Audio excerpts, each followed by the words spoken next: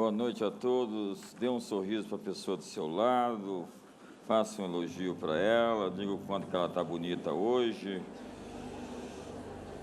Fala de verdade o quanto que ela está bonita. E abra sua Bíblia comigo no livro de Mateus, capítulo 28. Vamos ler os versos 18, 19 e 20. Hoje, já foi dito, nós estamos no primeiro dia do segundo semestre. Eu entendo que existem coisas novas para acontecer, muito novas. Estamos num tempo de inovação. A Bíblia diz que nós andamos em novidade de vida, de glória em glória. Diga para o seu irmão, de glória em glória.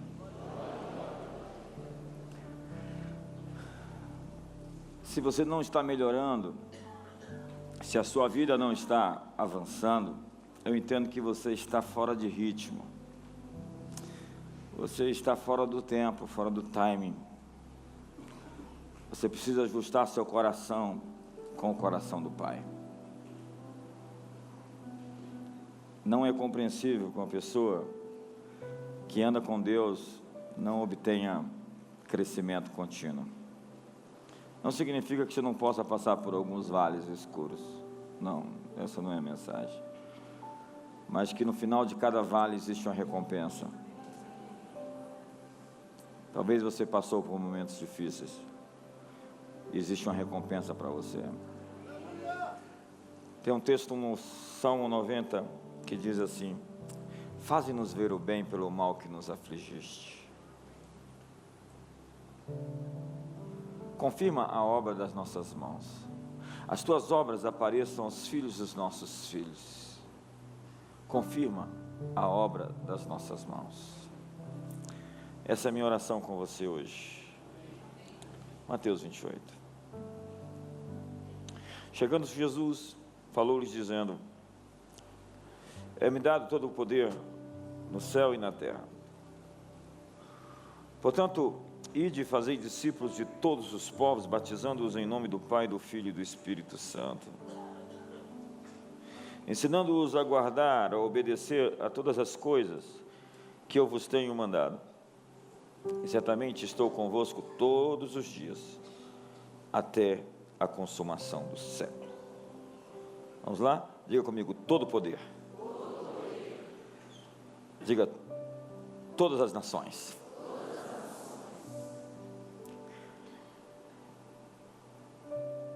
Diga, todos os ensinos.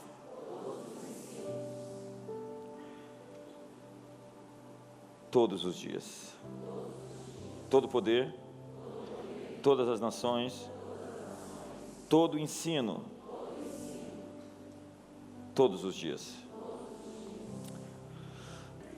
Amém. Eu gosto desse texto, eu gosto tanto desse texto. Ele fala sobre discipular as nações. Eu falei nas últimas 2 semanas atrás que o propósito da salvação é mais do que simplesmente ser salvo. Salvação é como que a entrada na porta de algo que você tem que começar a fazer, realizar a partir dali. Então você não poderia fazer o que você faz, ser quem você deve ser, se você não pudesse passar pelo processo de reconhecer Jesus como Salvador e Senhor da sua vida, e assim começar a sua jornada, a sua caminhada com Ele. A salvação, portanto, não significa o fim da jornada, senão o começo dela. Então não é o fim, ser salvo desse mundo perdido e essa história toda. Por favor, não resuma o Evangelho a isso. É significante, é importante, porque nada pode começar sem a salvação. Nada pode começar sem a redenção, sem o perdão dos pecados, sem o sangue do Cordeiro, sem a cruz do Calvário. Mas é a entrada, é a porta de entrada, é o início, é o começo de algo que nos foi proposto a viver. E esse texto fala sobre todo poder me foi dado no céu e na terra. E dizei, pregai a todas as nações, todos os povos, ensinando-nos a guardar todas as coisas que vos tenho ordenado. E estou convosco todos os dias. Vamos dizer de novo, todo poder, todas as nações, todas as coisas, todos os dias. Diga, todo poder, todas as nações, todas as coisas, todos os dias. E é nisso que eu quero me fixar nessa mensagem. Jesus estava subindo do Monte das Oliveiras para os céus. O texto correspondente a esse em Marcos está no capítulo 16. O texto correspondente em Atos está no capítulo 1. E está falando que Jesus está subindo do Monte das Oliveiras para o céu, deixando as últimas instruções aos seus discípulos. As últimas instruções certamente são muito importantes. Ele está dizendo: o chamado de vocês não é simplesmente se livrar do mundo, senão ganhar o mundo. Ele veio buscar e salvar todas as coisas que estavam perdidas. Tudo que estava perdido. Tudo que estava perdido no processo daquilo que nós temos falado sobre o tempo da restauração de todas as coisas. A Bíblia diz que ele veio conectar os céus e a terra com ele mesmo, mediante seu sangue. Ele abriu um novo e vivo caminho, além do véu, no qual podemos chegar com ousadia, na sala do seu trono, para receber misericórdia e socorro em graça oportuna. O que a Bíblia está dizendo é que ele recebeu todo o poder, e ele não disse todo o poder quando ele voltasse. Eu tenho todo o poder no céu e da terra quando eu voltar. Não, ele tem todo o poder agora. Ele tem todo o poder nesse instante. Ele tem todo o poder no céu e na terra nesse momento. Então, bata o seu pé na terra, porque você está batendo os seus pés no lugar que é o estrado, o escabelo dos pés de Jesus. Jesus não é o rei do mundo vindouro, ele é o rei do mundo vindouro, mas é o rei desse mundo presente. A Bíblia diz não somente da futura era, mas da era presente. Entenda que a Bíblia diz em João capítulo 12, verso 30, 31, o príncipe desse mundo foi expulso. Nós temos uma ênfase sobre o poder do inimigo que não deveria ser de conformidade com aquilo que está descrito por Deus nas Escrituras Sagradas. É esquizofrênico. A teologia baseada no inimigo, a teologia baseada no diabo, a teologia baseada nas coisas ruins, no mal. Não significa que o mal não exista, significa que todo poder, toda autoridade me foi dada nos céus e na terra. Então, o lugar em que você está pisando é um lugar que foi conquistado. Então, pisar é um verbo e uma mensagem poderosa. Porque pisar está sempre presente nas Escrituras. A Bíblia diz no Salmo 91, pisareis o leão e a áspide, calcareis aos pés o filho do leão e a serpente. A Bíblia diz em Lucas capítulo 10, verso 19, eis que vos dei autoridade para pisar sobre serpentes e escorpiões e sobre todo o poder do inimigo, e nada absolutamente vos causará dano. Pisar. A Bíblia diz: quem é o homem para que o estimes, o filho do homem para que o visites? Fizesse por um pouco menor do que Deus, de glória e de honra o coroaste, e lhe deste domínio sobre a obra das suas mãos, e sobre seus pés tudo lhe puseste. Entenda que Jesus tem toda a autoridade e todo o poder, e ele comissionou a nós, e esse chão que você está pisando é onde devem estar todos os seus inimigos, por escabelo, por estrado dos pés de você, que é a igreja, a plenitude daquele que enche tudo em todos. Assenta-te à minha direita, até que eu ponha os teus inimigos por estrado dos teus pés. Sabe, o livro de Gênesis fala sobre o mandato cultural de Deus ao homem. É interessante, porque se discutiu na filosofia quem é o homem, mas a Bíblia já escreve o homem como feito à imagem e semelhança de Deus. A Bíblia fez de Jesus não semelhante aos anjos, mas de Jesus semelhante aos homens. Jesus não se transformou em um anjo para redimir os anjos que caíram. Jesus se transformou em um homem. Emanuel é Deus conosco, Deus como um homem andando no nosso meio. Existe um homem no céu. Deus nos fez a imagem e semelhança, e Deus se fez homem. E a palavra que Deus disse ao homem quando o fez, Adão e Eva, foi: sede fecundos. Isso é o nosso DNA, está dentro de você. Multiplicai-vos, enchei a terra, sujeitai-a e dominai-a. Isso aqui somos, é assim como fomos feitos, é o manual do fabricante. O fabricante nos fez com isso, com a capacidade de ser fecundos, ser férteis. Deus nunca nos desenhou para sermos miseráveis, estéreis e secos. Quando Deus fez o homem, Deus colocou dentro do homem a capacidade de ser próspero, ser bem-sucedido. de conseguir realizar grandes coisas, grandes feitos, porque o homem na terra é a extensão do braço e do governo de Deus. Que é o homem que o estimes, o filho do homem que o fizesse por um pouco menor do que Deus. De glória e de honra o coroaste. Deus coroou o homem de glória. Deus coroou o homem de honra. Há muitas discussões sobre quem é o homem, mas ninguém honrou tanto o homem como Jesus. A dignidade humana, a dignidade da mulher, a dignidade das pessoas, nasce de uma visão de Jesus, de amai-vos como eu vos amei, ama o teu próximo como a ti mesmo. Antes disso, o homem era desprezível. Até hoje, em civilizações onde o evangelho não chegou, o valor da vida humana, ele quase não existe. Se você duvida disso, estude o primeiro século. Se você não quer estudar, vá assistir lá o filme da HBO, de Roma, ou o Espartacus. Veja como aquela civilização era uma civilização de cão, uma vida de cão, onde a mensagem de ama o teu próximo como a ti mesmo era ridícula demais. Como é que eu vou amar um romano? Um agressor, um abusador? Como é que eu vou amar um grego, um arrogante? Como é que eu vou amar um escravo, que nem é considerado gente? Como é que eu vou amar uma mulher que nem tem alma? Como é que eu vou amar um estrangeiro, ou um pagão, um bárbaro, que não tem modos? Na verdade, ninguém tinha modos. Chega um carpinteiro de Nazaré dizendo: você tem que amar o teu próximo. Quem é teu próximo? É o teu vizinho que está do teu lado. Não separe ele em tribos, não separe ele em raças, não separe ele em cores, não separe ele em maneira nenhuma. O teu próximo é o teu próximo, branco, negro, rico ou pobre, estudado ou não estudado, com curso universitário, sem curso universitário. Teu próximo é o teu próximo, não faça separação.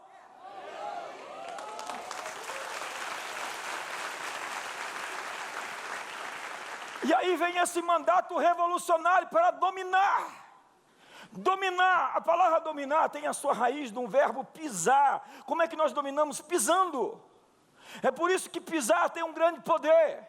É por isso que orar, colocando os pés, tem um grande poder. Josué, onde pisar a planta do teu pé, eu tenho lhe dado por herança.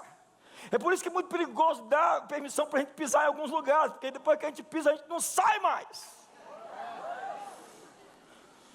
Jesus é o Senhor das nações, agora e no mundo vindouro, nesse século e no próximo, agora no tempo e na eternidade. Mas você pode me dizer: isso está fora de moda. O Barack Obama disse que os Estados Unidos eram um país de muitas crenças, portanto não era uma nação cristã. O Trump disse o contrário, disse que os Estados Unidos era um país cristão. Por que cristão? Porque nesse mundo onde se tenta colocar a faca no pescoço da maioria, e dizer que se eu sou uma minoria, porque hoje a lógica marxista é: se você tem que pertencer a uma minoria, e você tem que colocar todo mundo refém. Se você é vegano, por exemplo, se você não come carne e optou por não comer carne, então você tem que ir lá nos restaurantes de Paris. Está virando uma coisa louca lá em Paris, que eles estão jogando pedra nos restaurantes, porque eles querem que todo mundo seja vegano. Se você está comendo carne, você está fazendo parte do genocídio animal que está acontecendo em tempo real. Não, você quer ser vegano, não quer comer carne? Não coma, mas eu vou comer carne, bem passada, do jeito que eu gosto, uma picanha.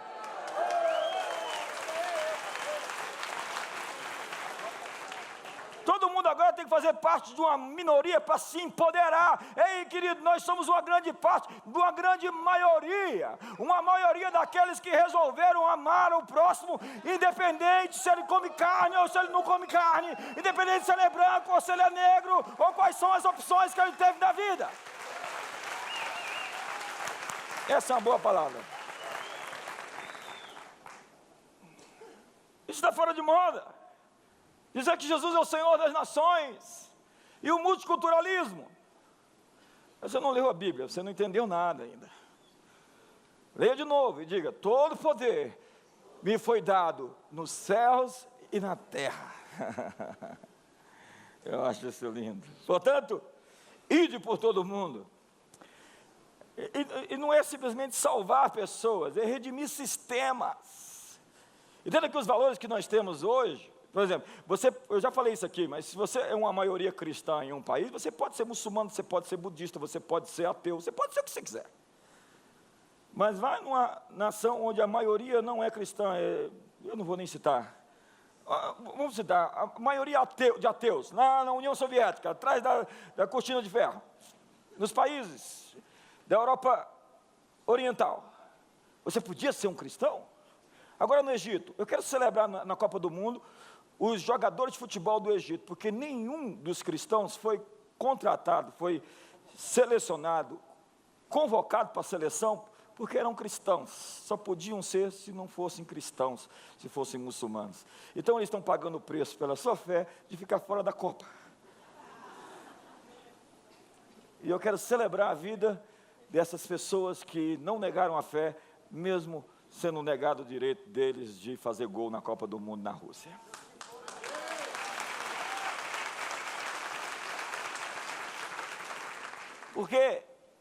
Porque o cristianismo, se você gosta disso ou não, inventou a liberdade de expressão.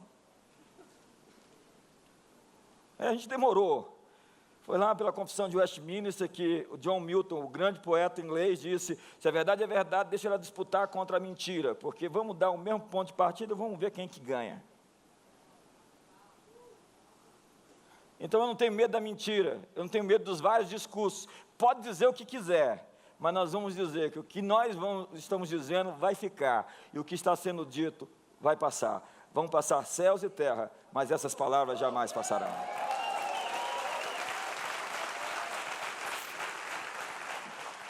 Ide por todo mundo, eu recebi todo o poder, ide por todo mundo e pregai em todas as nações, diga todas as nações. Deus reconhece as fronteiras dos povos, acredite. O globalismo não. Eu não vou politizar demais essa mensagem hoje. Nós precisamos tirar os véus, diga comigo, tirar os véus. Coloca o texto de Isaías capítulo 25, verso número 7 no telão para mim, por favor. Isaías 25, verso 7, olha o que diz esse texto. Ele destruirá nesse monte a coberta que cobre todos os povos, e o véu que está posto sobre todas as nações. Entenda o que a Bíblia está descrevendo. Existe uma coberta, um véu que impede as pessoas de enxergarem, de perceberem a verdade.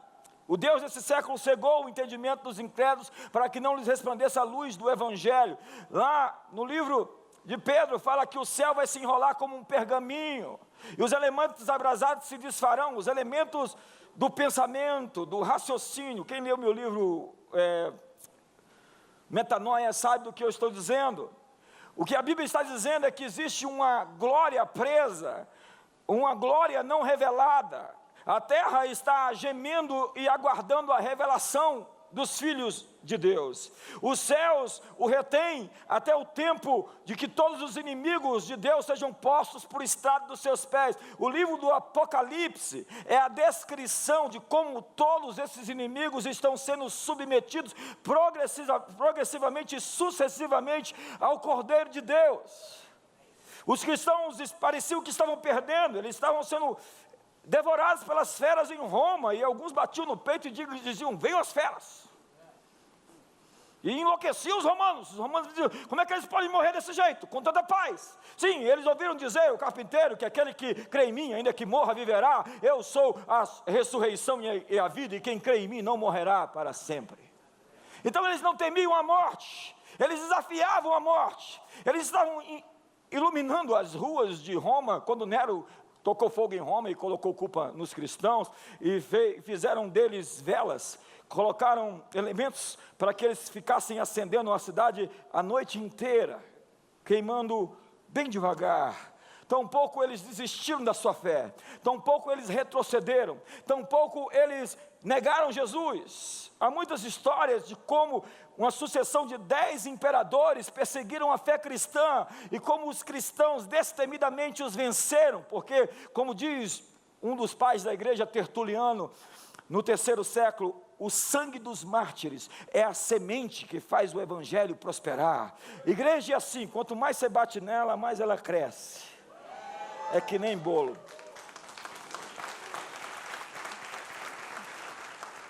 Então, nós vemos que, de repente, existe uma lógica de o status quo, um novo elemento, o caos e um novo status.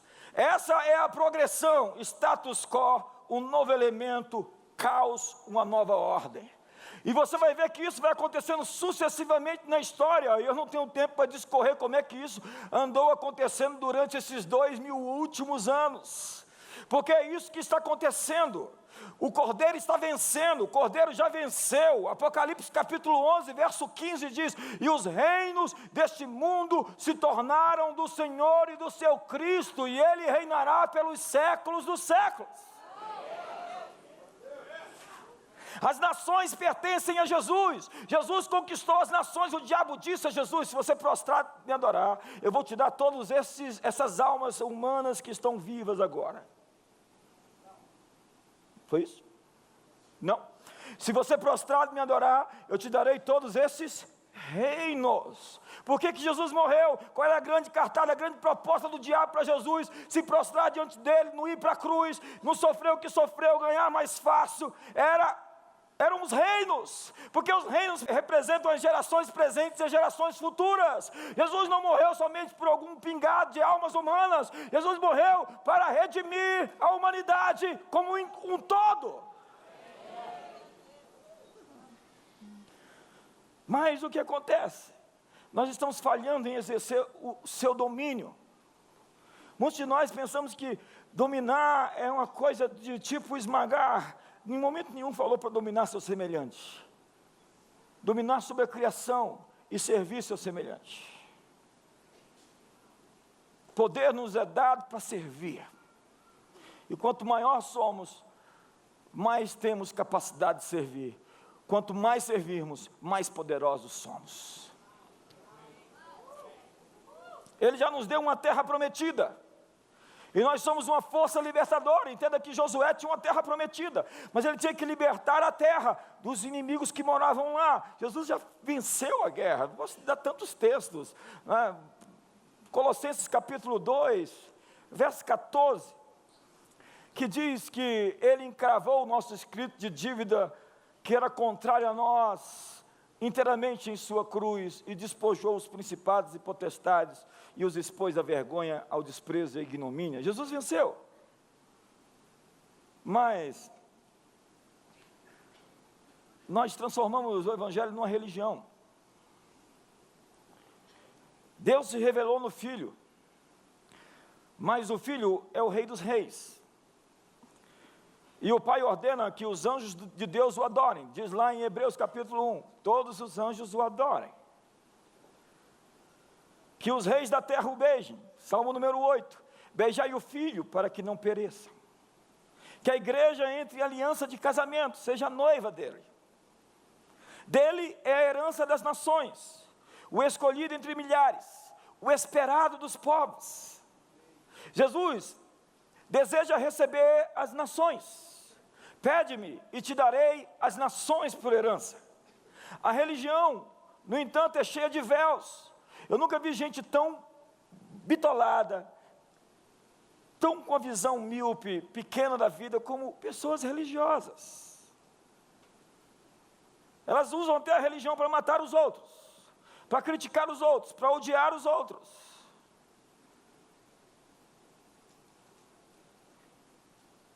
E nós não estamos imunes a isso. Muitos de nós temos uma mentalidade tão interiorana, aquela coisa de uma cabecinha de alfinete. A religião é cheia de véus, e é hora de tirar os véus. Diga para a pessoa do seu lado: é a hora de tirar os véus. E quando nós começamos a tirar véus, tem gente que fica muito endemoniada com a gente. Tem gente que não gosta da nossa liberdade. Gente que acha que a gente é livre demais, porque a gente adora, porque a gente pula, porque a gente salta, porque a gente não tem aqueles usos e costumes culturais, como algumas denominações têm. Então a revelação que Deus deu a alguns no passado, normalmente é a grande opositora da nova revelação que Deus quer entregar hoje.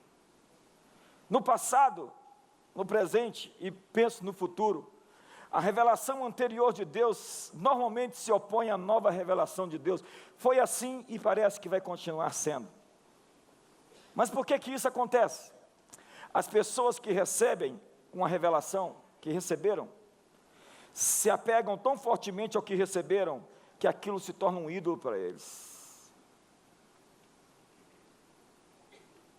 É Gideão e sua estola sacerdotal. Ele se apegou tanto à sua estola sacerdotal que ela virou um ídolo. Já conheceu pessoas que se apegaram tanto ao seu ministério que virou um ídolo. O ministério deixou, eles fazem a obra de Deus e esqueceram do Deus da obra. É Neustã, é a sinagoga de Satanás lá, que está descrita em Apocalipse. Mas nós andamos em novidade de vida, nós andamos de glória em glória. Contudo, a nossa liberdade é uma afronta para quem vive prisioneira do Talibã evangélico. Mateus capítulo 16, fala de um momento em que Jesus está em Cesareia de Filipe, no norte. Já estive ali algumas vezes, no norte de Israel. E ele estava um tempo com os discípulos mais intimistas. Ele então fez uma pergunta aos discípulos: quem dizem os homens que eu sou? Pesquisa de opinião, o que os homens estão dizendo que eu sou? Entenda que na cabeça de alguns, eles disseram, uns dizem que tu és João Batista, outros Elias, ou alguns dos profetas. Eles estavam pensando de maneira muito equivocada. Eles estavam pensando em termos de reencarnação, inclusive. Mas vós, o que dizeis que eu sou? Entenda que Jesus, ele é alguém para todas as religiões. Se você perguntar para um budista quem Jesus é, vão dizer, é um grande homem do passado. Para um muçulmano, ele é um profeta, que até ressuscitou mortos. Para um sujeito da ciência cristã, ele é uma espécie de Adão evoluído. Para um testemunho de Jeová, Jesus é um semideus. Não é nem um Deus todo-poderoso, é uma espécie de um anjo. Em todas essas fés, Jesus está sempre secundário, posto de lado. Sempre existe alguém mais importante que ele. Por exemplo, na nova era, Saint-Germain veio encerrar a era de peixes para inaugurar a era de aquário com o seu cetro violeta. Então essa nova ordem é a ordem de Saint-Germain. A ordem de peixes passou, a ordem de Jesus ficou para trás. Lindo. Para muitos, Jesus é um rabi, é um profeta, um libertador militar nacionalista, como eles esperavam um Messias que viesse libertar o povo de Israel das mãos dos romanos. Nós esperamos um homem de guerra, era isso que eles esperavam. E eles se viram muito frustrados quando Jesus começou a pregar amor. Sim, ele será para você o que você conseguir ver nele. Jesus disse: quem diz os homens que eu sou? Então Simão Pedro disse: tu és o Cristo, o Filho do Deus vivo. Então Jesus fez assim: uau! Simão, essa atualização não foi carne nem sangue quem te deu. Esses pensamentos seus não são oriundos de forças naturais, mas foi meu Pai Celestial quem tu revelou. Portanto, eu te digo que tu és Pedro, e sobre essa pedra edificarei a minha igreja, e as portas do inferno não prevalecerão contra ela. Ele recebeu uma atualização sobre quem Deus é. Jesus lhe deu uma atualização sobre quem ele era. E nós recebemos uma atualização sobre quem é a igreja. Quem é a igreja? Nós edificamos a igreja sobre aquilo que nós acreditamos que Deus é, sobre quem Deus é. As pessoas edificam a igreja na base da revelação que eles acreditam sobre Deus. Se eu tenho uma revelação de Deus, eu vou edificar o meu ministério fundamentado nele. Se eu tenho uma revelação que Deus cura, e só Deus cura, eu posso fundamentar a minha revelação toda sobre Deus, sobre o Deus que cura. M.C. Paul McPherson fundou a igreja quadrangular, em que ela tinha uma revelação de que Deus salva, Deus cura, Deus batiza no Espírito Santo e Ele voltará, Jesus voltará. Era o evangelho quadrangular, eram as bases pelas quais ela fundamentou o seu ministério. Mas diferente dela, existem alguns ministérios bem engraçados, que tiveram uma suposta revelação sobre quem Deus é. Por exemplo, a igreja evangélica pentecostal, a última embarcação para Cristo.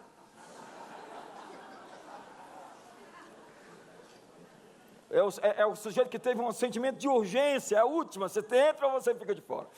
Igreja evangélica pentecostal, o cúspide de Jesus Cristo. Ele pegou um texto lá que Jesus curava com cuspe e fundamentou todo o ministério dele no cúspide de Jesus. Comunidade do coração reciclado. Congregação anti-blasfêmias. Imagina como é que é esse sistema. Igreja a paz do Senhor e anti-globo.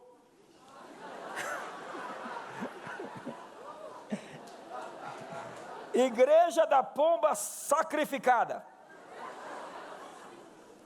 Igreja da velhice tranquila. Ou seja, isso aqui é um ministério para você que quer se aposentar. Vem para cá. Vamos... Igreja de Calantaçabace.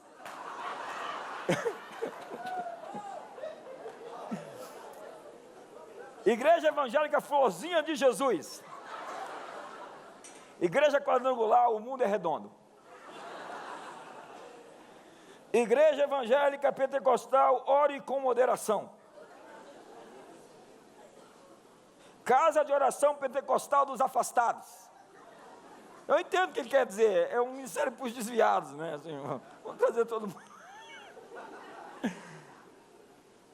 Igreja do sétimo gole. Já deve estar bêbado depois desse sétimo aí. Igreja congregacional da boca do peixe. Só tem Jonas lá dentro. Igreja atual dos últimos dias.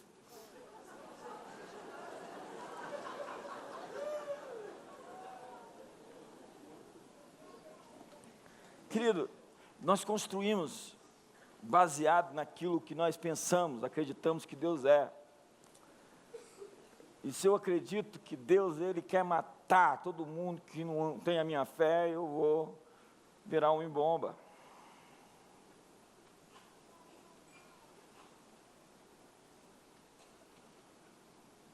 Em Apocalipse, João tem um upgrade da visão sobre Jesus. Ele foi lá e viu o Cordeiro no meio do trono. Ele viu o leão de Judá. E em Apocalipse 19, ele vê alguém que ele descreve como os olhos como chamas de fogo, os pés como o latão reluzente, o cabelo como a alva lã, o rosto como o sol na sua força, a voz como a voz das muitas águas, e em sua coxa escrito Rei dos Reis, Senhor dos Senhores. É bem complicado colocar isso numa imagem. Porque, me desculpe, mas a grande temática bíblica desde o Antigo Testamento é você não conseguir descrever, desenhar, esculpir quem Deus é. Porque imagine a criatura fazer um desenho do Criador. Ele te desenhou e fique contente com isso. Alguns não estão contentes com isso. O meu nariz é muito grande, não falta oxigênio, irmão. Eu sou baixinho, é portátil. Agora tem a baixofobia, né? Não pode chamar ninguém mais de baixo, nem de gordo. Abraçar o gordo, assim, ficar feliz, porque é gordofobia. Na verdade, é em Apocalipse que Jesus aparece como o Senhor das nações. Leia o livro de Apocalipse de novo, e você vai ver a descrição do que João, preso em Patmos, ele teve em Patmos preso 2 vezes. E provavelmente ele escreveu o livro, não vou entrar nisso. No período em que Nero era imperador, e o templo ainda não havia caído, E o que ele está descrevendo e dizendo aos cristãos que estavam sofrendo é: ei, persevera, porque vocês vão vencer. Vocês podem estar pensando que vocês estão sendo trilhados, atropelados, que vocês vão perder isso porque todo mundo está perseguindo vocês. Ei, coloque os seus olhos no século 21 e veja toda aquela multidão lá em Brasília que está adorando o Criador. Ei, a fé de vocês é uma semente que vai invadir o Ocidente, o Oriente, o mundo inteiro, e as nações, os povos, as línguas, todo o joelho nos céus, na terra e debaixo da terra vão se dobrar, e toda língua vai confessar que Jesus Cristo é o Senhor, para a glória de Deus Pai. Ele está escrevendo Apocalipse para dizer: vocês vão vencer. E Apocalipse quer dizer tirar o véu. A palavra é revelação. Revelação é tirar o véu. Há alguns véus que precisam sair da sua vida hoje. E eu disse, o pior véu é o véu da religião. Quem mandou Jesus para a cruz foram os religiosos. Eles tinham inveja de Jesus, porque eles disputavam espaço com Jesus. Dá licença, Jesus chegou, eu tenho que sair. Foi isso que João fez. João disse: olha, ele chegou, agora eu vou me resumir. O espaço é dele, a casa é dele. Os fariseus quiseram disputar. Não, o que ele está fazendo aqui no templo? A minha casa será chamada casa de oração para todos os povos. Jesus estava no templo e os fariseus estavam ressentidos com Jesus, porque ele pregava como quem tinha autoridade. Até hoje, há muitos inimigos da cruz. Há muitas pessoas dentro do ministério que pensam que estão servindo a Deus e estão servindo ao diabo. São aliados do inimigo. Estão do lado errado da cruz. Mas em Apocalipse, João diz que Jesus é o soberano dos reis e dos príncipes da terra. Ele é o rei dos reis. Essa mensagem deu muita confusão na época. Você sabe por quê? Porque ela era política, ofensiva aos poderosos daqueles dias.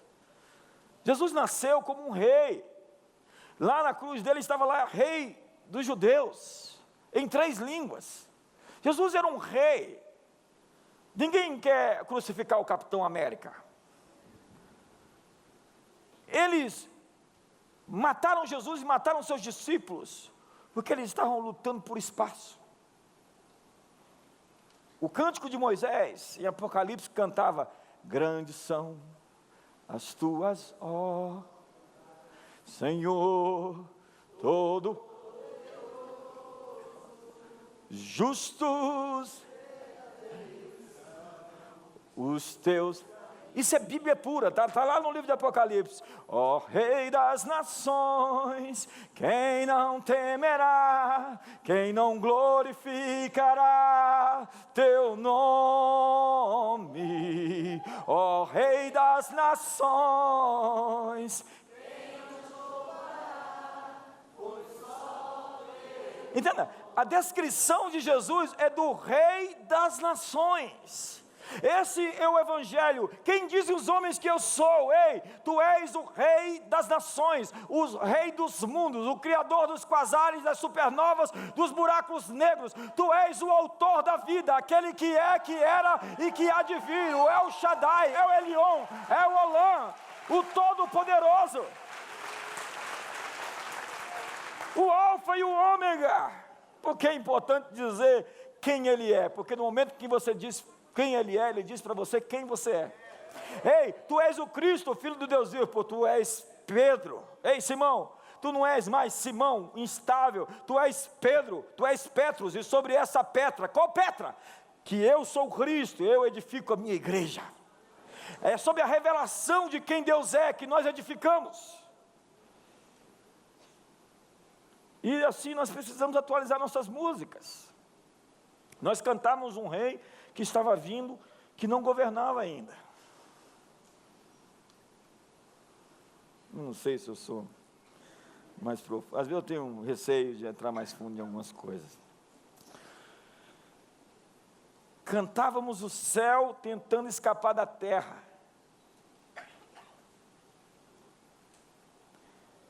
Pergunta para a pessoa do seu lado: quem é Jesus para você?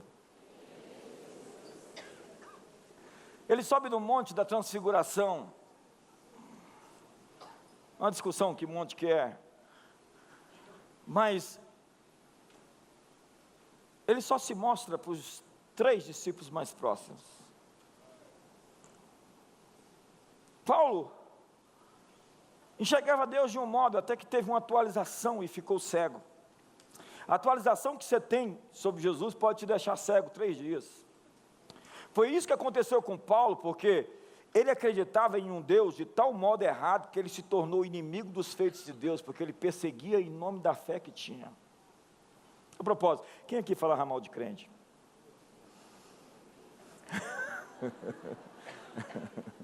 Quem aqui falava mal de pastor? Tem gente aqui tímida demais aqui hoje. E Paulo era esse, não somente falava mal, mas ele perseguia e matava. Ele era um inimigo. Quando Jesus o encontrou, ele disse: Paulo, por que me persegues? Ei, você está perseguindo a minha igreja? Você está me perseguindo. Duro é para ti recalcitrar contra os aguilhões. Sabe o que é recalcitrar contra os aguilhões? É aquelas pontas afiadas que o cavalo tenta se livrar dele, e quanto mais se mexe, mais se machuca. Fé é uma rendição. Então, se você quiser parar de sofrer, para de se mexer. Simplesmente se dobra.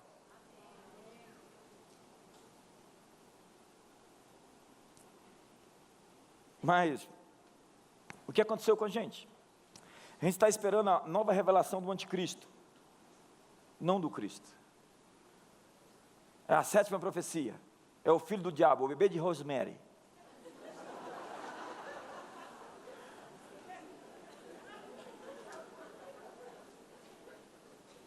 Algumas pessoas com impregnação, um gosto de sangue, aqueles filmes, eles desensibilizam, sangue espirrando para todo lado, então você fica assim, né? Mas aqui foi pouco.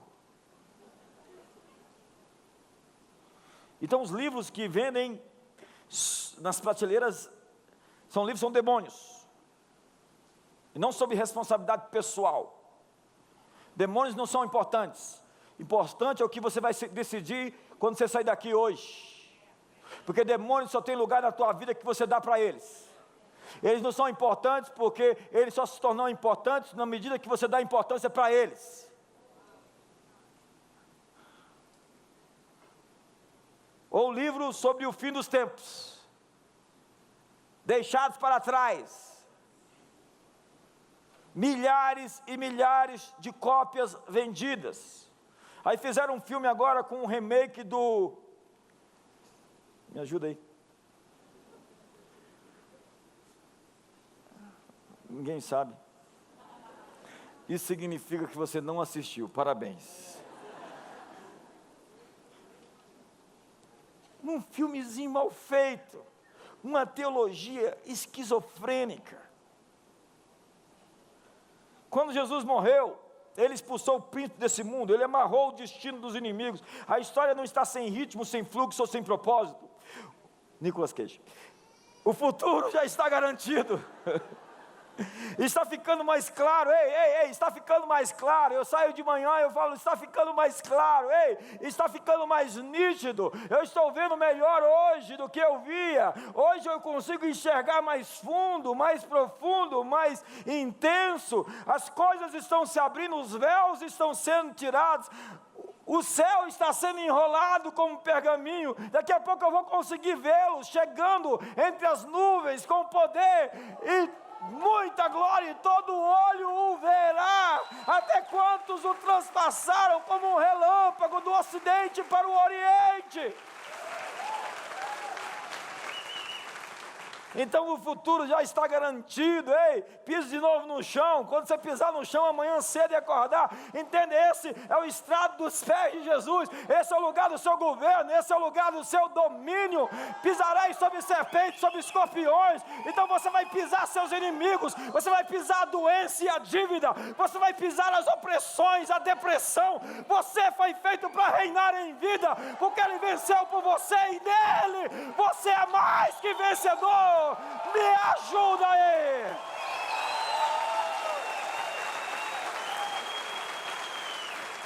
está ficando mais claro, de vez em quando passam umas nuvenzinhas assim, eu sopro. Próxima vez que vi umas trevas assim, uma opressão sobre você, quando você pisar amanhã no chão, lembre-se, esse é o escabelo dos pés de Jesus. Assenta-te à minha direita. Lembre-se que todos os inimigos estão caindo, eles não estão avançando, crescendo e prosperando. Você pode até pensar que em algum momento eles estão fazendo muita propaganda de si mesmos, e que é o Armagedon. História. Quando os romanos conquistaram os povos, o historiador de cristianismo através dos séculos, um grande livro sobre a história da fé, que mostra que havia aquilo que os alemães chamavam do crepúsculo dos deuses. Existe uma palavra em alemão muito engraçada para falar, você sabe falar alemão, me ajuda. E ele disse que o vácuo que criou o Império Romano, destronando, vencendo os povos, foi o momento propício para o Evangelho chegar. E quando o Evangelho chegou, ele deu o tiro final, onde os deuses de todos os panteões caíram no descrédito, sumiram, desapareceram, pararam de ser adorados. Aí conta a história dos grandes homens de Deus do passado, que venceram, cada um em uma nação. Quando a gente vai falar de São Patrício, por exemplo, que tem uma igreja em homenagem a ele lá na Quinta Avenida, ele conquistou um país inteiro para Jesus, chamado Irlanda. Ele entrou, evangelizou os formadores de opinião e ganhou a nação. Quando você fala de Benedito, quando você fala dessas grandes ordens que surgiram posteriormente, você vai falar de pessoas que foram até os bárbaros, os povos pagãos, declinando, caindo um após um, a Europa inteira incendiada por um avivamento. O modo familiar como as pessoas viviam foi mudado. Eles eram sociedades tribais, ninguém sabia quem era pai dos meninos que nasciam em alguns lugares. Então se estabeleceu um modelo civilizatório, papai, mamãe e filhos. A ideia cristã, judaica cristã, de uma civilização com ordem, justiça, paz e alegria. Isso lembra alguma coisa? Então, a Europa é evangelizada. Godos, ostrogodos, visigodos, lombardos, normandos, bretões, saxões, os imperadores, os reis são batizados em cerimônias públicas. Clóvis, o rei dos francos, se converte e fala, eu quero batizar. Então a Rede Globo vai lá, e o SBT vai lá, porque o rei agora quer batizar. Não foi no ano da eleição. Não tinha nem eleição, irmão. Perdão. Alguns vão entender quando chegar em casa.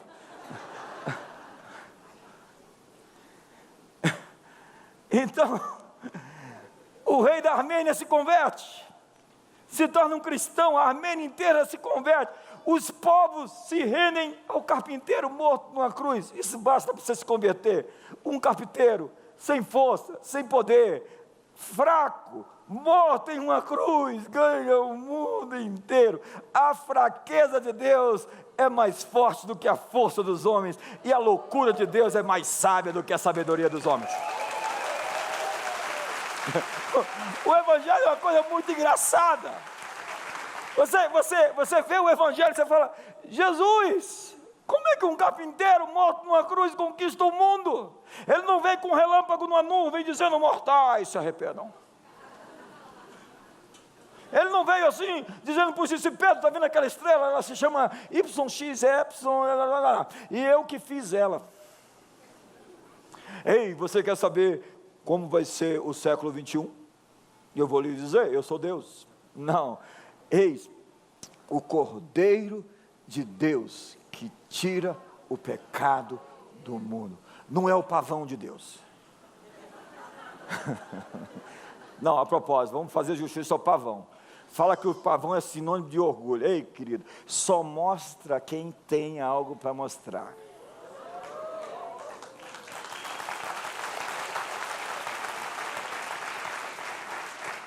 Essa salva de palmas foi assim, tipo, o que ele disse? Alguns falam assim, mas foi ele que disse, então eu vou acreditar. Ei, o mundo inteiro foi comprado pelo sangue de Jesus naquela cruz. esse mundo tenebroso, de Paulo que fala, ou o mundo que jaz no maligno é só a fachada, é a superfície, é a plástica. O mundo que jaz no maligno é a plástica. O que nós estamos fazendo é derrubando essa plástica para fazer com que o real apareça. O mundo de Deus está invadindo o mundo dos homens. Venha o teu reino, é a sobreposição da era vindoura sobre a era presente. Eu acho que você está entendendo, eu senti agora que você... Então, todo inimigo, todo mundo está sob seu poder. O inimigo já recebeu um mandato de despejo. Nós temos que ser uma força-tarefa para executar essa ordem. A remissão inclui mais do que almas humanas do sistema. Os reinos do mundo pertencem a Jesus. Todas as nações, diga todas as nações. Diga todo poder. Diga todas as coisas.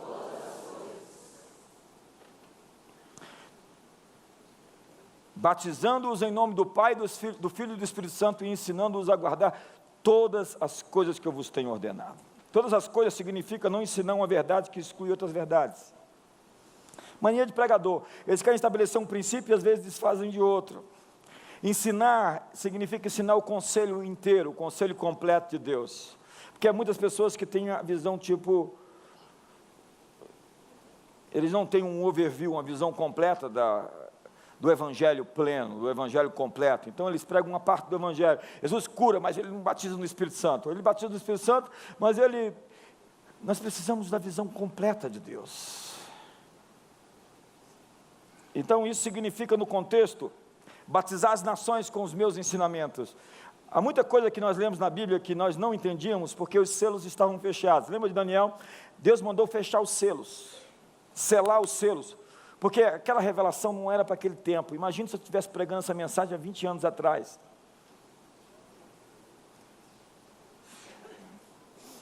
Tchau, irmãos. Há muitas coisas que estavam fechadas, mas os selos estão sendo abertos. Diga para o seu irmão, os selos estão sendo abertos. Então, durante esse percurso de 2000 anos para cá, surgiram muitas tentativas de enfraquecer a fé. E uma delas foi a teologia liberal, onde Jesus, entenda, que você estabelece, você edifica sobre a base que você acredita de quem é Deus. No século XIX, para justificar as supostas descobertas científicas, os teólogos inventaram a teologia liberal, que não via o texto sagrado mais como um texto ipsis literal, mas como um texto simbólico, figurativo, onde os acontecimentos bíblicos, assim, um pouco complicados na cabeça de alguns, tipo Jonas e o peixe, não poderiam ter acontecido realmente, ou o Éden, Adão e Eva, não eram personagens literais, mas simbólicos, e os milagres de Jesus remetiam a algum tipo de figura, e não uma coisa realmente que tenha acontecido historicamente. Aquela história da professora, que o aluno chega e diz, professora, que linda história aquela do Jonas e o peixe, né? Jonas e o peixe, história maravilhosa. Professor, meu filho, como é que você pode acreditar naquilo? Aquilo não pode ter acontecido. Então ele diz, professor, então quando chegar no céu eu vou perguntar para Jonas. Aí ela diz, e se ele foi para o inferno? Foi para o inferno, a senhora pergunta.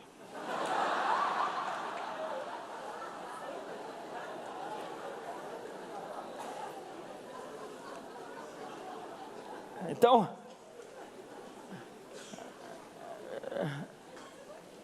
se Deus falasse que foi Jonas que engoliu o peixe ficou 3 dias na barriga de Jonas, depois Jonas foi posto, eu acreditava. Por quê? Porque ele continua sendo Deus. Mas daí surge a teologia liberal que invadiu a Europa. Eu estava agora com 92 pessoas na Holanda, Abraham Kuyper, que foi o primeiro-ministro na virada do século XIX para o século XX, ele foi um teólogo liberal, até que ele se tornou pastor porque ele queria um emprego antes de ser primeiro-ministro. Então ele tinha que pregar para as pessoas sem acreditar, porque ele precisava estudar teologia para poder exercer o ministério. Então ele começou a pregar para as pessoas sem acreditar naquilo, na crença de que as pessoas não iam acreditar. As pessoas acreditavam e converteram ele, a igreja converteu o pastor. Ele posteriormente se torna primeiro-ministro, um calvinista de verdade, porque tem muita gente que se diz que é reformado, nunca leu uma obra de Calvino. Desculpa, não pula da terceira ponte não, tem a segunda que é mais rasa.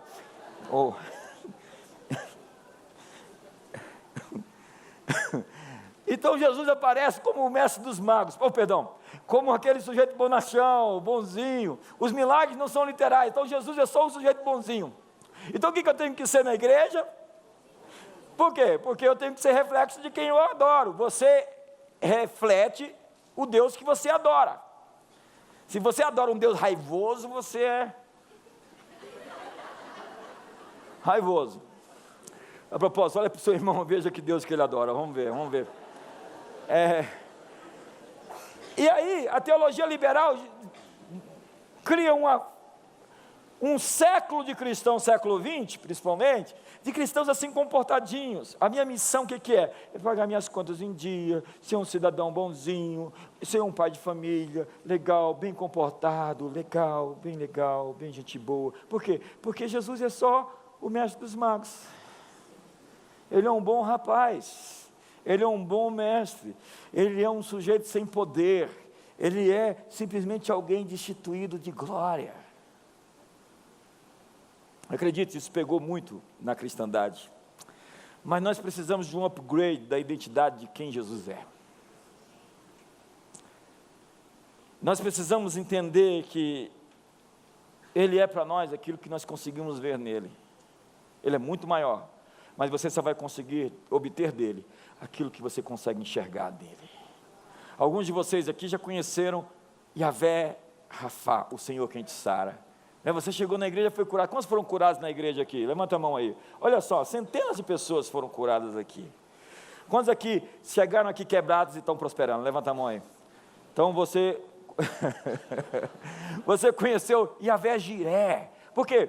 Paulo, ele vai escrever aos Coríntios, porque os coríntios não conheciam Adão e Eva, eles eram gregos. Entenda que cada carta tem que ser interpretada à medida que você discerne que tipo de ambiente eles foram educacional eles foram formados. Então os gregos acreditavam que existiam muitos deuses, então eles viram várias operações do Espírito Santo dentro das igrejas. Então eles falaram, aquele Deus ali está operando, então existe um outro Deus ali com dom de cura, existe um dom de revelação, existe uma palavra de conhecimento, existe ali um dom de operação de milagre, existe ali um dom de profecia, uma interpretação. Aí Paulo diz, ei, acerca dos dons espirituais, eu não quero que vocês sejais ignorantes, porque um só é o Espírito com muitas operações, é um Espírito com muitas ações. Então um espírito de poder, de moderação, de amor, de graça, de súplicas, de amor, de sabedoria, de entendimento, de fortaleza, de conselho, de conhecimento, de temor do Senhor. Há diversas manifestações de um só Espírito que opera tudo em todos. Então Paulo está ensinando a eles que eles não deveriam acreditar em muitos deuses, senão um Deus só, com um Espírito que se manifesta de diversas maneiras. À medida que você precisa, em qualquer área que você precisa, Ele se manifesta. Então se você está em guerra, Ele é o Senhor dos exércitos, que vai lutar por você as suas batalhas. Se você precisa de provisão, Ele é Yahvé Jiré. Se precisa de vitória, Ele é Yahvé Nissi, o Senhor é a nossa bandeira. Se você precisa de alguém que muda os tempos e as estações, Ele é El Olam, o Deus eterno, de eternidade a eternidade, Ele é Deus. Seja lá o que você precisar, cada milagre tem uma assinatura, Ele traz consigo uma assinatura, e Deus é tudo em todos, e nós somos a plenitude daquele que enche tudo em todos, a igreja. Então, diga comigo, todas as nações, diga, todo poder, todas as coisas, diga todos os dias. Todos os dias. Eis que estou convosco todos os dias. Quem está com você todos os dias? Está mesmo? Amanhã, você acredita que Ele está com você de manhã? Quando você colocar o pé no chão, o que você vai lembrar? Eu estou louco para acordar amanhã cedo e colocar os pés no chão. E tomara que a seleção brasileira tenha o mesmo sentimento.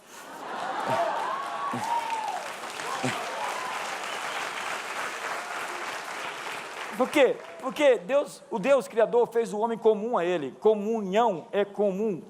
Eu posso ter comunhão com a formiga? Ouça, formiga. Eu posso ter comunhão com o macaco? Comunhão não. Eu posso brincar com o cachorro, eu posso brincar com o animal, mas comunhão, você só pode ter comunhão com quem tem a sua imagem. Você é comum com quem tem sua imagem, você tem intimidade com quem tem sua imagem. O lugar da comunhão é o lugar da sua identidade. Você sempre vai reduzir o ambiente ao seu redor, ao ambiente dentro de você. Você não vai deixar que a vida te trate melhor do que você mesmo se trata. Você é salvo quando crê em Jesus, mas é transformado quando recebe a revelação, tira o véu da sua identidade, de quem você é.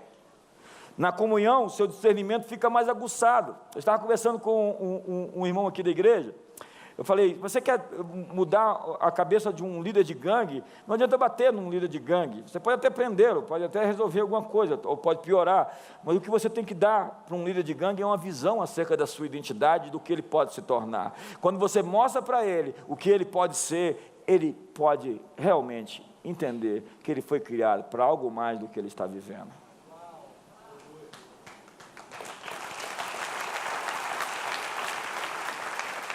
Então, para cumprir seu propósito, você deve estar horizontalmente e verticalmente alinhado. Você não é chamado para andar conectado a cada pessoa que conhece. As pessoas certas irão adicionar foco ao que Deus está fazendo. Pessoas erradas vão se tornar uma distração em você.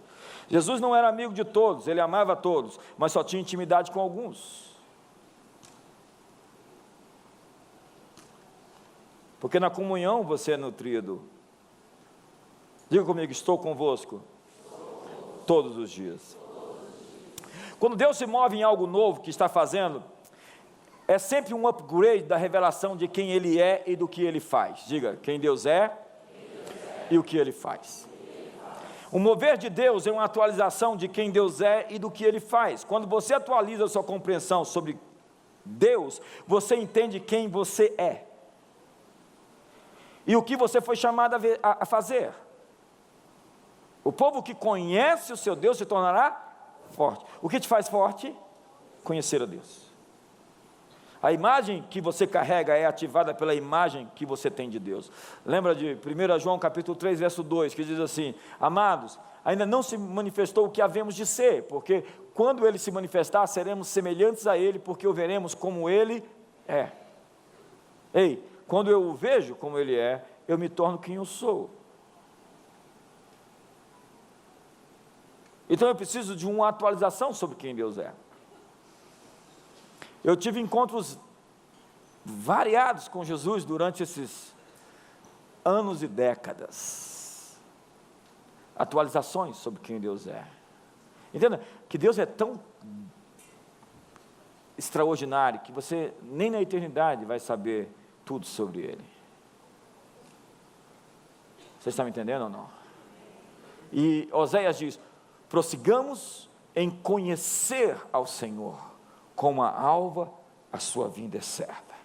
Quando vemos Deus como um libertador, nós nos tornamos libertadores. É uma questão de imagem. Se Deus é justiça, por que os povos romanos, greco-romanos, eles tinham uma moral ridícula? Porque os deuses deles eram piores do que eles, eram piores do que eles. Você viu, já estudou mitologia? Era um que dava o golpe no outro, o outro que traía o outro. Era uma história de demônios. Por quê? Émile Durkheim dizia: a moral de um povo está na religião, e a lei de um povo na sua moral. Nossa lei é reflexo da nossa moral, que é reflexo de quem nós adoramos.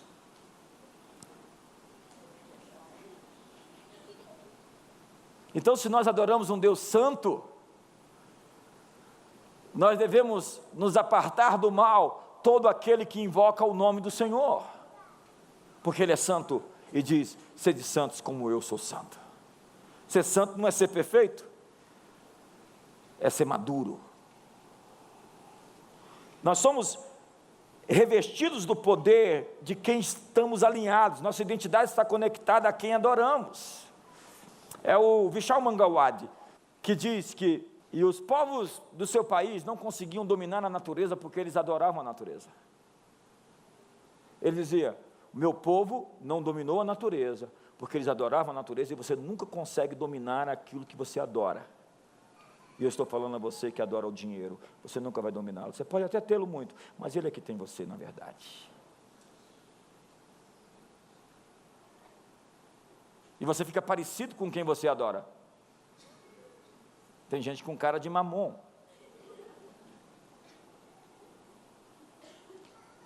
Diga para o seu irmão: você tem o DNA do Pai.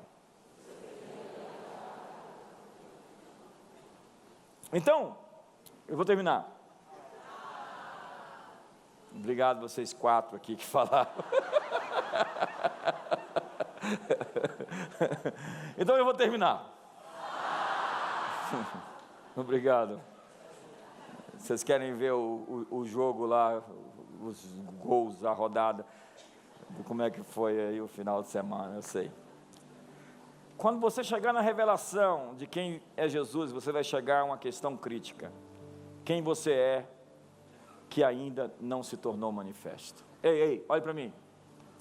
Quem você é que ainda não se tornou manifesto? Eu fiz 50 anos semana passada, domingo. E vou falar uma coisa para você. Eu tenho me descoberto.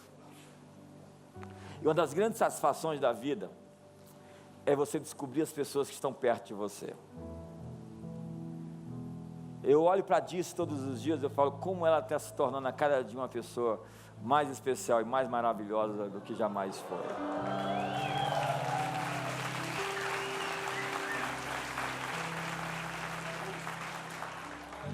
Você vê seus filhos crescendo.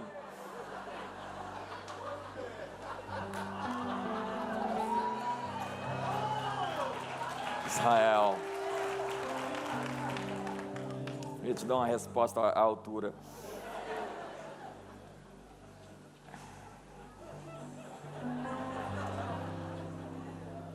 Você vê seus filhos crescendo. Como é maravilhoso vendo os filhos se descobrindo. Faça assim comigo. Vamos tirar os véus? Vamos tirar os véus dos olhos. Vamos tirar os véus dos velhos pensamentos, velhas ideias que você tem, que você cultivou. A educação. Ambientes universitários se tornaram ambientes de lavagem cerebral.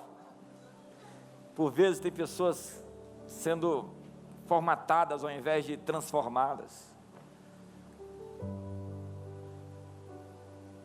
Quando Ele se manifestar, seremos semelhantes a Ele, porque o veremos como Ele é. E eu estou me descobrindo. Eu tenho dito aqui, se você passar daqui a 6 meses aqui sem nos ver, você vai ver que a gente mudou para melhor. É porque é esse ambiente que nos transforma. Qual é o ambiente? Da comunhão. Quando você está conectado ao fogo, você é transformado pelo fogo. E o que o fogo faz? Ele devora, destrói ou ele refina. Muitas das tribulações que você faça é para te refinar, não é para te destruir. Quando você passa pelo fogo, ele não te queima, só queima o que não é você, que está em você. Ele refina você. Seu DNA está dormindo dentro de você. Entenda, quando seu pai te fez, foi teu pai que te fez. Quando você tem uma revelação de um pai, você fica assim pensando. Pai é uma nova revelação, de uns 20 anos para cá que a gente começou a pregar sobre pai, né? Essa não era um selo aberto, assim, para a igreja não. Deus era muita coisa, Deus era o Senhor, Deus Todo-Poderoso, aleluia. A gente falava com um ser tão distante, né? Quando surgiu alguém falando assim, papai, alguém falava assim, que intimidade é essa? Então essa coisa do pai tem a ver com a bondade, porque um pai é bom. Jesus fala sobre o pai que é bom. Então quando eu penso em Deus como pai, o que eu faço? Eu sorrio assim, já saio para a rua amanhã com os pés no chão assim, sorrindo. Amanhã você vai acordar assim, papai, inimigos por estrado dos meus pés. Porque você fundamenta a sua construção sobre Deus a partir do que você acredita que Deus é, de quem Deus é. Então se você acredita que Ele é um pai, você vai olhar para o futuro assim, ó. bora, vem, vamos, eu vou correr, vou te encontrar, estou doido por você. Eu sei que tem coisas que o Pai preparou para mim lá na frente. Olhos não viram, ouvidos não ouviram, não penetrou no coração humano o que o Pai preparou para os seus filhos. Tem grandes surpresas.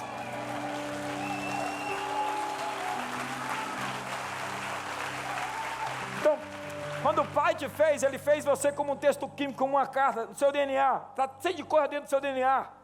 Seu DNA teve distorções ao longo de todos esses séculos, que foram os pecados, os erros que foram cometidos, mas em Cristo tudo se alinha. Ele nos resgatou da maldição da lei, fazendo maldição em nosso lugar, porque está escrito: maldito todo aquele que for pendurado no madeiro. Então, Ele começa a alinhar você para o seu destino, e quando você descobre sua missão, você descobre quem que você foi feito para fazer, porque quem você é e o que você foi chamado para fazer, Ele se mistura. Então, trabalho amanhã, segunda-feira, não é um castigo. Segunda-feira é o dia de você arrancar, de sair daqui com a revelação nova. Ei, eu vou mudar o mundo, vou sair daqui, eu vou conquistar, eu sou um libertador econômico, eu sou um libertador financeiro, eu vou prosperar para fazer outros prosperarem.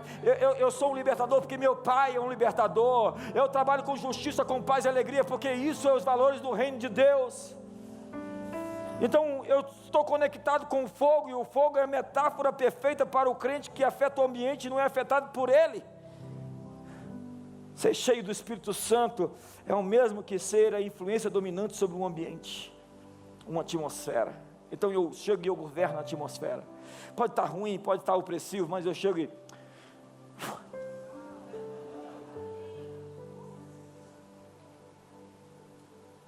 resistir ao diabo, e ele... Quem é Jesus para você? Manifestará a sua natureza em algo que você precisa.